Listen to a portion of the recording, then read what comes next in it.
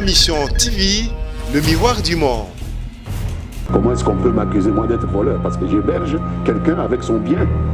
Il a son bien, il habite dans ma maison avec son bien. Militaires, oui, tous ont été arrêtés. C'est des pauvres garçons qui croyaient probablement faire leur devoir. Je les avais mis en garde. Je leur ai dit, si vous n'avez pas de mandat, je vous informe que nous sommes dimanche, je vous informe que je suis membre du Parlement, que vous ne pouvez pas opérer de la sorte sans l'autorisation du Parlement et que cette histoire ne restera pas sans suite. Mais justement, ils ne m'ont pas écouté et aujourd'hui, ils en sont. Et j'ai dit au général Awashango, je lui ai dit, général, vous n'êtes pas obligé d'exécuter, vous n'étiez pas obligé d'exécuter un ordre manifestement illégal. Il n'a pas eu le temps même de me poser des questions, ce monsieur Awashango. Parce qu'à peine commençait-il à me poser des questions, qu'il a reçu un coup de fil, j'ai cru comprendre que c'est le conseiller spécial du président Tshisekedi qui l'appelait pour lui demander ce qui se passait. Et je suis fier d'être parmi les personnalités qui étaient là, celui qui a engrangé le plus grand nombre de suffrages. Et je me félicite de la promptitude de la réaction de la présidence, puisque je n'ai pas fait 15 minutes aux services spéciaux de la police. Le professeur Ilunga Ilunkamba Sylvestre est un technocrate respecté, c'est un professeur d'économie. Je pense que dans la mesure où nous avons beaucoup de problèmes, beaucoup de défis d'ordre économique à relever dans ce pays, le président de la République, après avoir consulté, bien sûr, la majorité parlementaire qui est la sienne, et dont une grande partie est contrôlée par le FCC de Joseph Kabila, a trouvé cet oiseau rare-là. Ma Mission TV, le miroir du monde. C'était en 2014, au cours d'une émission devenue très célèbre, que j'ai lancé cette phrase. Il y avait même des membres de notre propre famille politique qui pensaient que le président Joseph Kabila allait consacrer à cette espèce de rite devenu assez commun à certains régimes africains où on tripatouille des constitutions pour pouvoir rester indéfiniment au pouvoir, s'accorder des mandats au-delà de ce que la Constitution ne le permet. Moi, je connaissais bien Joseph Kabila, j'estime que je le connais bien pour avoir travaillé avec lui de manière ininterrompue depuis 2007 jusqu'à ce moment-là et jusqu'à aujourd'hui. Et je savais que l'homme n'était pas un habitué des yo-yo, c'est-à-dire dire une chose et en faire une autre. Et je savais qu'il nous avait dit, au cours d'un dîner à Kingakati, dans sa ferme, qu'il y aurait un passage civilisé de témoins, et je n'ai fait que répéter ces mots. Et aujourd'hui, l'histoire me donne raison. Je ne m'en glorifie pas. Je pense que la gloire doit être réservée à l'auteur de ces mots et à l'auteur de cette alternance qui voit aujourd'hui le leader du principal parti de l'opposition radicale d'alors accéder au pouvoir sans que Joseph Kabila ne puisse lui mettre des bâtons dans les roues ou des pots de banane sous les pieds. Alors Lambert Mende, vous êtes un membre important du FCC. Vous avez certes perdu la présidentielle, mais vous avez gardé quasiment l'ensemble des institutions. Le Parlement, le gouvernement bientôt, les assemblées provinciales. Allez, je vais vous provoquer un tout petit peu. Moïse Gatoumbi vient de rentrer, il dit ceci, il y a un bus, mais il y a deux chauffeurs. Le bus risque de faire un accident, il faut laisser un seul chauffeur. Vous, le FCC, vous êtes un deuxième chauffeur. Je ne pense pas qu'il ait raison. Vous savez que le peuple congolais mérite d'être respecté.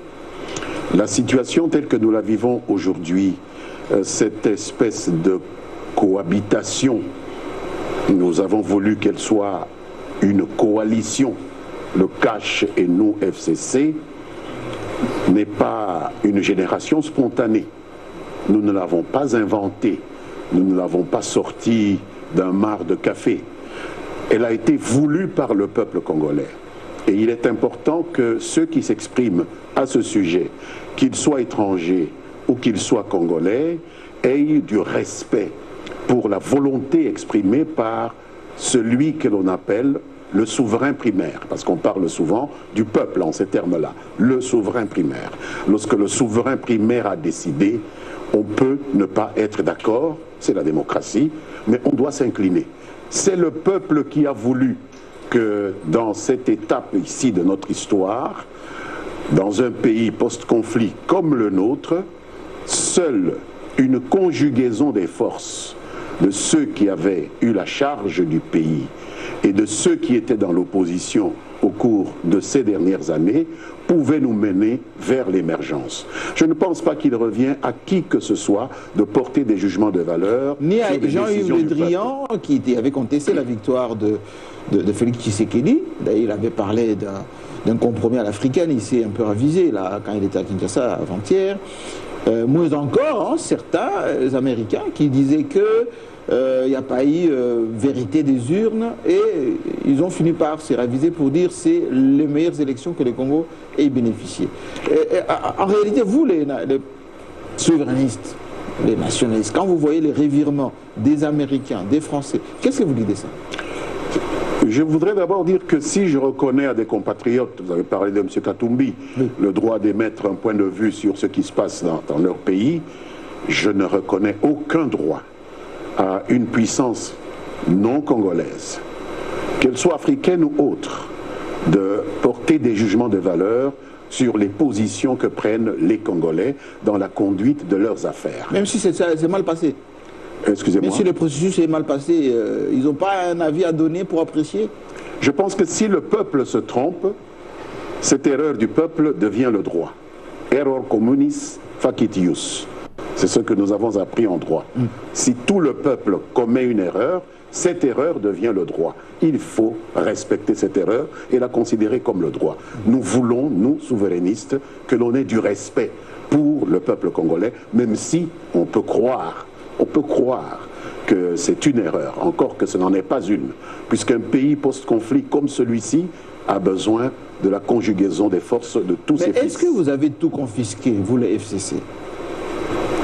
Je ne sais pas de quoi on parle, en évoquant confisqué la confiscation de quoi. Il y a un président de la République, oui, qui est en plein exercice de ses fonctions. Il y a une Assemblée nationale avec une majorité parlementaire dans laquelle nous avons constitué une coalition FCC et CACH qui est majoritaire.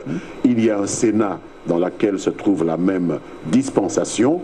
Je pense que nous sommes au début de la législature et nous avons le droit aussi... Ça va tenir jusque quand? Nous avons le droit de tenter notre propre expérience. Pourquoi ces peuples, ceux dont les dirigeants se permettent de porter des jugements aussi intempestifs sur nous, ont eu l'occasion de tenter leurs propres expériences et ne nous reconnaissent pas le droit de tenter la nôtre? Nous pensons que cette coalition, cet esprit de conjugaison des efforts est une expérience, une chance que nous voulons donner à notre peuple. J'avais une question de confiance, Lambert Mende. Vous êtes suivi partout dans le monde par vos compatriotes, ici au Congo, à travers le monde. Vous avez été ministre depuis, Gizenga jusqu'à quasiment Bruno Tshibala. Exact. Quelle idée vous avez de vous et qu'est-ce que vous aurez eu à laisser à cette République démocratique du Congo en tant qu'homme d'État, en tant que ministre, en tant que grand leader? L'idée que j'ai de moi, je préfère que ce soit d'autres qui puissent porter un jugement sur moi. Ce serait assez présomptueux de ma part de me juger moi-même. Je voudrais laisser ceux qui ont travaillé avec moi. Vous avez parlé du défunt Premier ministre Gizenga, d'heureuse mémoire. Il y en a d'autres qui lui ont succédé, M. Matata, M. Badibanga, Mouzito, Badibanga et dernièrement Tshibala, qui ont été mes chefs, après M. Joseph Kabila, qui a été le président de la République, porter un jugement sur mon action. Mais j'estime que le fait de m'avoir laissé au gouvernement pendant ces 12 dernières années répond à votre question. Qu'est-ce que explique votre longévité, Lambert Mende? Longévité de Lambert Mende, ministre hydrocarbures, je me rappelle, ensuite porte-parole du gouvernement, oui, quasiment reconduit à chaque fois. C'est quoi? C'est votre bagou? C'est votre intransigeance vis-à-vis des Occidentaux? C'était quoi? Il n'y a pas de bagou dans les hydrocarbures, à ma connaissance. Ce que j'essaye de faire bien, ce que j'ai à faire, j'essaie de respecter les fondamentaux de la fonction à laquelle je suis appelé, j'essaie de travailler dans la discipline de cette fonction et de respecter les règles. Je pense que c'est aussi simple que cela. Il n'y a pas 36 façons de faire pour durer dans un gouvernement. Vous avez choisi d'aller maintenant au Parlement, vous êtes élu député. C'est une retraite que vous voulez prendre pour aller au Parlement vous reposer. On va revenir tout à l'heure sur votre carrière de gouverneur. On sent que tout le monde s'agite autour de la candidature d'Ambert Mende, mais pourquoi vouloir aller au Parlement alors qu'on attend de vous encore peut-être une entrée au gouvernement? Parce que vous êtes en coalition. Je voudrais vous rappeler d'abord que en 2006, je suis allé au Parlement. Et le président Kabila m'a appelé du Parlement pour rejoindre le gouvernement. Qu'en 2011, j'ai quitté le gouvernement pour repartir vers le Parlement, puisque nous sommes dans un régime semi-parlementaire. C'est là la source du pouvoir. Et le président, une fois de plus, et son premier ministre de l'époque m'ont rappelé à la fonction ministérielle. Et donc en 2018, je suis reparti tout naturellement vers le Parlement, puisque j'estime que là se trouve le dépôt en fait du pouvoir du peuple, de la volonté de ce souverain primaire, là où l'on doit initier les lois qui conduisent le pays pendant toute une législature. Si par accident on est appelé à faire autre chose, il est bon de commencer toujours par le Parlement, puisque c'est la fonction représentative la plus importante dans un pays. Lambert Mende, vous êtes un éminent membre de la communauté. Excusez-moi d'être un peu régionaliste du coup, parce que les gens suivent cette émission et je m'en voudrais si je ne pose pas cette question. Vous êtes un grand leader Tétéla. Parmi les Tétéla, on cite Lambert Mende, on cite Cheikh Kitoundou, Charles Okoto, on parle Onusumba et les autres.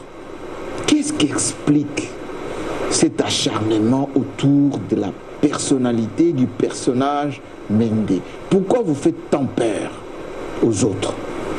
Jean-Marie, je vous dirais en très peu de mots que on ne peut pas faire l'unanimité, même dans une famille nucléaire.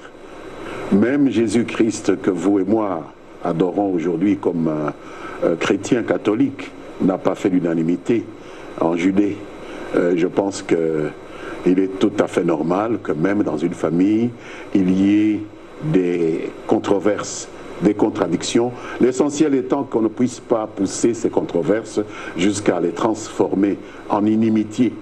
Même Patrice Lumumba, que nous révérons, qui est le plus grand Tétéla que nous ayons connu, le plus grand Congolais en tout cas, dans ma définition à moi, des patriotes congolais, a eu des problèmes avec sa base. Et il est allé se faire élire député national de Stanleyville, à Kisangani. Ce sont des choses qui arrivent. Ne dramatisons pas. Est-ce que Lambert Mende est le mal-aimé des Tétéla? On peut être craint par des rivaux, ça peut arriver, mais pour moi l'essentiel, c'est la relation ontologique que l'on a avec le plus grand nombre. Et cela, ça ne se décrète pas à partir des salons huppés de Kinshasa. Cela se constate à travers notamment des résultats électoraux. Et je suis fier d'être parmi les personnalités qui étaient là, celui qui a engrangé le plus grand nombre de suffrages lors des élections, aussi bien en 2006, en 2011 qu'en 2018. Donc mon mariage avec la base des Tétéla n'a jamais été rompu. Mais les contradictions, est-ce que vous êtes populaire sur le avec mes frères, oui, qui sont comme moi, des cadres, des personnes appelées à encadrer cette base, oui, ce sont des choses qui peuvent arriver. Je ne les dramatise pas. Et Lambert Mende, il faut le dire quand même, il y a 22 élus FCC là-bas, au Sanko, chez vous. FCC, c'est la formation de Joseph Kabila, c'est vous, c'est votre majorité. Expliquez-nous pourquoi ces mêmes élus ne peuvent pas élire un gouverneur les yeux fermés. Parce qu'il n'y a pas eu d'élection jusqu'à aujourd'hui, à moins que vous ne me donniez mais une pourquoi le information président de l'Assemblée provinciale s'oppose à cette élection? Pourquoi il y a des manœuvres? Vous lui poserez la question mais je pense qu'il n'a pas raison de s'opposer à une opération qui ne lui revient pas du tout conformément à la loi. Parce que ce n'est pas lui qui organise les élections. Celui qui organise l'élection, c'est la Commission électorale nationale indépendante. Donc là, il y a manifestement un dysfonctionnement. Et nous avons, nous, comme famille politique, FCC, comme regroupement politique, interpellé la Commission électorale nationale indépendante pour avoir une réponse à cette question. Est-ce que vous êtes arrangé pour que vous soyez un candidat unique et que vous avez disqualifié votre challenger? Comment le pourrais-je? Seuls disqualifient des candidats, soit la CENI, administrativement, soit les cours et tribunaux, judiciairement. Je ne suis ni membre de la CENI, ni juge, ni procureur. Donc je pense que c'est un faux débat.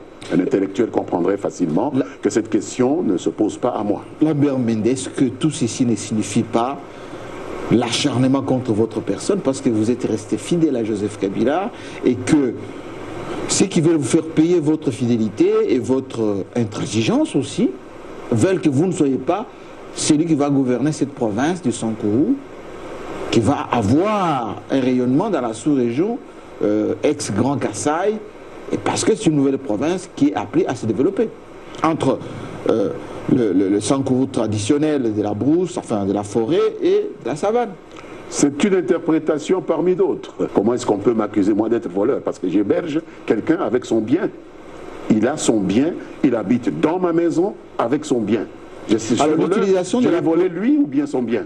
Alors, il est chez moi. L'utilisation de la police et de la police militaire. Hein, et même la police militaire. Et oui. Tous ont été arrêtés. C'est des pauvres garçons qui croyaient probablement faire leur devoir. Oui. Je les avais mis en garde. Je leur ai dit, si vous n'avez pas de mandat, je vous informe que nous sommes dimanche, je vous informe que je suis membre du Parlement, que vous ne pouvez pas opérer de la sorte sans l'autorisation du Parlement, et que cette histoire ne restera pas sans suite. Mais justement, ils ne m'ont pas écouté, et aujourd'hui, ils en sont pour...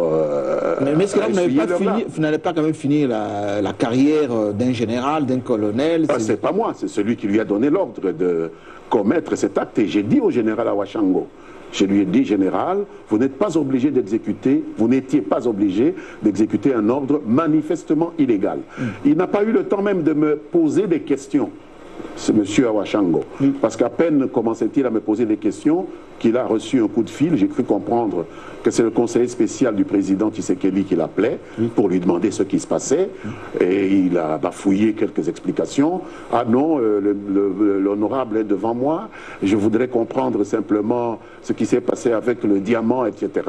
Et son interlocuteur, je crois monsieur le conseiller spécial, Beya, lui a demandé de me relâcher immédiatement, chose qu'il a faite sans même m'entendre. Il m'a ramené chez moi. Mais justement, qu'est-ce que vous répondez avec ma chemise ensanglantée et tout ça. Voilà. Quelle réaction par rapport à cette action immédiate du conseil spécial du président Tshisekedi? Je remercie d'abord la présidente de l'Assemblée nationale, Madame Mabunda, qui a pu rapidement contacter toutes les autorités, y compris la présidence de la République, et je me félicite de la promptitude de la réaction de la présidence, puisque je n'ai pas fait 15 minutes aux services spéciaux de la police. Lambert Mende, maintenant que tout le monde a compris, il va y avoir des suites. Le ministre Olongo risque sa carrière, parce que même s'ils sont des missionnaires, il peut y avoir des suites au Parlement, etc. Est-ce que ça ne sera pas en quelque sorte un règlement des comptes que vous allez opérer là, en tant qu'un grand leader était là et un ministre qui voulait un peu vous désacraliser? Il s'agit de le finir là. Non, il s'agit d'assumer la responsabilité des actes que l'on pose. Lorsque vous posez des actes, il faut savoir qu'à la fin de la journée, à la fin de l'exercice, il y a la signature, il y a la responsabilité de l'acte que vous posez. Et je pense qu'ici, ce n'est pas un problème de l'individu Lambert Mende, c'est un problème du Parlement dont un membre a été victime d'un droit consacré par la Constitution, l'immunité parlementaire, qui a été délibérément violée par un membre du gouvernement. Et donc c'est le Parlement qui s'est saisi de cette affaire. Vous avez suivi Madame la Présidente Mabunda qui a été très ferme à ce sujet-là. Tous les responsables, à quelque niveau qu'ils appartiennent, de cette pantalonnade devront assumer leurs responsabilités. Donc il ne s'agit pas d'une vengeance personnelle. Ainsi fonctionnent les institutions. Est-ce que Lambert Mende est intouchable au-dessus de la loi et qu'on ne peut pas vous toucher parce que vous êtes une icône? Mais je ne sais pas ce que j'ai fait contre la loi, en l'espèce. Accueillir le représentant d'un groupe de creuseurs artisanaux de diamants qui a fait sa déclaration du bien qu'ils ont mis à jour, qui a obtenu une autorisation de transport de son bien vers le centre de négoce qu'est Kinshasa pour le mettre au contact d'autres négociants plus importants, puisque ce n'est pas à Lodja qui pouvait trouver preneur pour une pierre de cette importance-là, et l'héberger chez moi, je ne vois pas en quoi la loi est concernée. Terminer cette émission avec la politique maintenant, parce que tout le monde comprend que vous êtes encore très actif, député. Vous comptez toujours être gouverneur? Absolument, si les députés provinciaux décident qu'il en soit ainsi, parce que j'ai posé ma candidature, ce n'est pas pour ne pas être gouverneur, c'est pour l'être. Et donc tout dépend des grands électeurs à qui revient la dernière décision. Alors, Le Drian, parlons un peu de la politique internationale, parce que je m'en voudrais si je ne vous pose pas la question sur les propositions de collaboration apportées par notamment la France, 300 millions. Les FMI dit qu'ils vont envoyer ici, dans un premier temps, un audit sur l'économie nationale avant de faire quoi que ce soit. Vous étiez en partenariat avec la Chine pendant ces 18 ans, avec Joseph Kabila. Quelle est pour vous l'option à lever pour le développement du Congo? Est-ce qu'il faut orienter vers l'Occident ou bien il faut encore approcher les Chinois? Je pense que l'approche la plus intéressante et la plus rationnelle pour un pays comme le nôtre, c'est celle de la multiplication des partenariats. Il ne faut pas se focaliser sur un seul partenaire. Lorsque vous parlez des propositions que M. Jean-Yves Le Drian a faites lors de son dernier séjour à Kinshasa... Sur 5 ans, 300 millions. Je trouve assez... pardonnez-moi le terme, mais peu significatif. 300 millions sur une période de 5 ans, vous faites rapidement les calculs. Un continent comme la RDC, pour les immenses besoins que nous avons, c'est presque une goutte d'eau dans l'eau.